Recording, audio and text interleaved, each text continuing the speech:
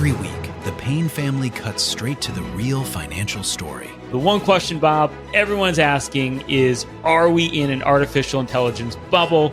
You've been through boom and bust. What do you think? No hype, no myths. Just what actually matters to your money. Does feel very similar to what we experienced in the 90s. Where are we, though? Are we in 1995, 1997, 1999? Listen to the Pain Points of Wealth on the Red Apple Podcast Network. Listen, all you New Yorkers. Taxi. Okay, man, we're looking around. This is the 77 WABC minicast.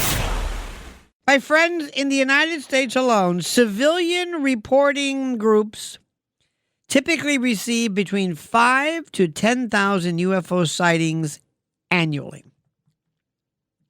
Worldwide estimates range from 30,000 to 60,000 sightings reported every year, depending on how broadly you define unidentified.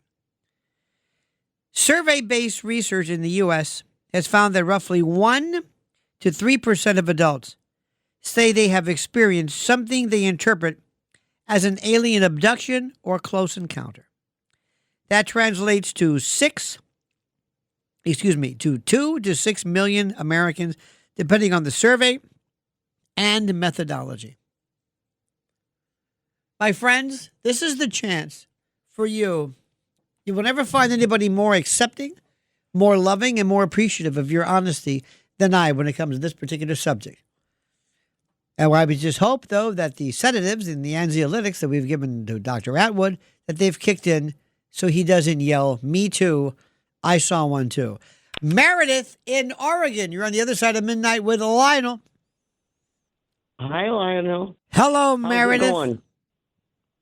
Talk to me, Meredith. I wanted to tell you about this special place that I went.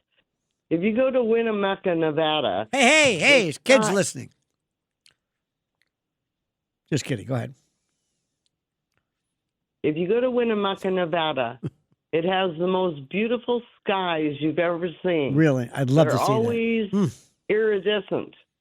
But if you travel north and head up to Paradise Valley, and then from Paradise Valley, you go to Hinckley Summit.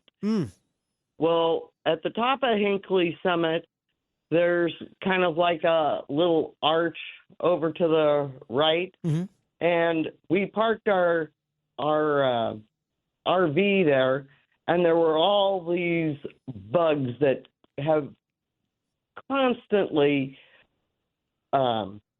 infiltrated Nevada. They're just horrible, and they're just like en masse, right? And they eat each other. Oh, and so anyway, we didn't want to stay right there because there was too many bugs. Sure. So we took our RV, and on the other side, on the left-hand side, is like a I don't know, and my husband knows what it is.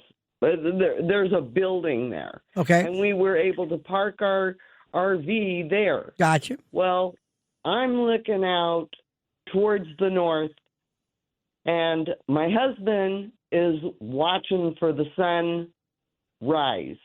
Or for the sun rise to come up. So all of a sudden, I see these white balls that are over 100-mile spread. I'm looking out over the top of the trees, and I can see out 100 miles. White balls. And over the hills are all of these balls. How many balls were there? How many balls did you see? I couldn't tell you. They were bouncing with these in big the air. With these big balls? No, I'd say probably about a basketball size. Basketball balls. And basketball, from what you saw, I'm sure if you were closer, they would be larger. From your vantage point, they look to be basketball, correct? Yes. Now, yeah. How many of these balls did you see? I don't know. It went on for 10, 15, 100, 1,000? How many? Nearly a half an hour. And I tried to film it, and I had a video recorder, but it was dead, so I couldn't record it. Did your husband see this? I didn't think about my phone. Did your husband see this? I had a phone, but I couldn't. Sure. But I didn't think about that. Did your husband see this? I'm the only one who sees it. Okay. And I'm with another couple and my husband. And my husband is looking to watch the sunrise. And Is there he's got anybody who binoculars. might say that you could have been in any way, dear sweet Meredith, that you could have been hallucinating, or this was swamp gas, or this was a weather balloon? It was a mistake. Is there anything? No, because it spanned over a distance of like 100 miles. If you have to go up there because I understand that. Because to finish the story, Please. When my husband and I got back into town, we have this other guy. The first thing that he said to us was, Did you see the balls? See anything unusual? Isn't that something? Isn't that something? I'm just telling you, if you ever wanted to take an experiment. Meredith, you know what? I am fascinated by that. You see Tony's eyes, big white balls bouncing, and he's like, I'm telling you right now. I am telling you right now. Rob in White Plains. You're on the other side of midnight with Lionel. Yes, sir. Unfortunately, I'm in White Plains. Anyway, here's the thing. Okay. I'm going to tell you 3 quick ones, a minute each. You tell me which one you want me to describe in detail. Tell me the best one. Tell me the best one. Well, there is no best one. 1955. I'm 10 years old. I'm on Cape Cod at Nauset Beach.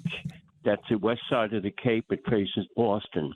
All of a sudden in the sky, there's something silver. My father said, "What's that?" What's the shape of it? What do you mean something silver? What did it look like? What do you mean silver? Just a burst of silver over the horizon. No shape? Sitting on the horizon. No shape, just silver everywhere. Like an arch of silver. Okay. And the car wouldn't start. And I since heard the same BS from everyone else. Your car doesn't start. Mm-hmm. The second one, 1964. I'm driving on Central Avenue in Westchester, Hartsdale, going to Yonkers. On the left side of the road by the Candlewood Inn, there's just not nested in the trees. It was dark, and it's pre-Christmas traffic. I look up, and there's something about 80 feet long, cigar-shaped, just touching the tree line on the left. And I looked at it, and there were female figures in the window waving. So Bill O'Shaughnessy tells me, call Westchester County I knew him Airport. well. A good friend of mine. I know. He's been gone about 3 years Yes, wonderful man. And I was a newsman at the time at VOX. Really? So what happened? Well, I called the Westchester County Airport, Lionel, and I said, is it Goodyear Blimp in Westchester? Because that's the only thing I could analogize it to. And he said, no. I said, would you know if it's here? They said, of course. I kept my mouth shut after that. And the final one is 1966. I'm in White Plains. At 30 past the hour. Huh? Nothing, go ahead.